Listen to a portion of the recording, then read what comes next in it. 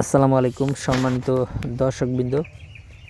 আজকে আপনাদের সামনে যে ঘাসটি দেখানো হচ্ছে এটি মূলত ইন্দোনেশিয়ান স্মার্ট নেপিয়ার ঘাস। দর্শক শ্রোতা, এই ঘাসটি গরু ছাগলের জন্য অথবা বেড়া মহিষের জন্য অথবা গারলের জন্য আপনারা চাষ করতে পারেন। খুবই নরম এবং মিষ্টি ঘাস এবং খুবই হাই প্রোটিনযুক্ত ঘাস। বর্তমান বাংলাদেশের সবচেয়ে বেশি প্রোটিনযুক্ত ঘাস কিন্তু বলা হয় এই ইন্দোনেশিয়ান স্মার্ট নেপিয়ার ঘাসকে।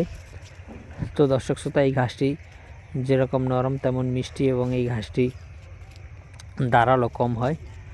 মূলত সে কারণে গরু ছাগল অন্যান্য ঘাসের তুলনায় এই ঘাসটি অনেক বেশি খায়। তো দর্শক, এই দেখেন এখানে আমরা এই ঘাসগুলো কেটেছি। এখন যেহেতু শীতকাল চলছে আর এখন যেহেতু কাটিং লাগানোর মৌসুম, সে কারণে এখন বেশি কাটিং লাগানো হচ্ছে অন্যান্য সময়ের তুলনায়। দর্শক, বর্ষাকালে অনেক বেশি বৃষ্টি হওয়ার কারণে কাটিং পচে যায় এবং গ্রীষ্মকালে অনেক বেশি রোদ বা গরম হওয়ার কারণে কাটিং শুকিয়ে যায়। সে কারণে বর্ষা কিংবা গ্রীষ্মকালের থেকে শীতের সময় কাটিংয়ের জার্মিনেশনটা বেশি হয়।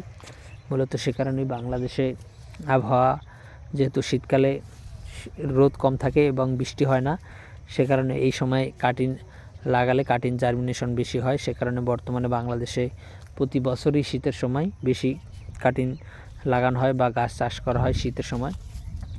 তো দর্শক, যেহেতু এখন ঘাসের লাগানোর মৌসুম, সেক্ষেত্রে আপনারা যারা এখন ঘাস লাগাতে চান, শুধু স্মার্ট নেপিয়ার না, আমাদের কাছে কিন্তু স্মার্ট নেপিয়ার যারা, তারপর elephant hybrid, Taiwan hybrid, Zanzibar hybrid এবং গুয়াতিমালা হাইব্রিড এবং পানিতে চাষ হয় জার্মান হোয়াইট হাইব্রিড, এই ধরনের সকল ঘাসের কাটিংই আমাদের কাছে রয়েছে। আপনি চাইলে যে কোনো ঘাসের কাটিং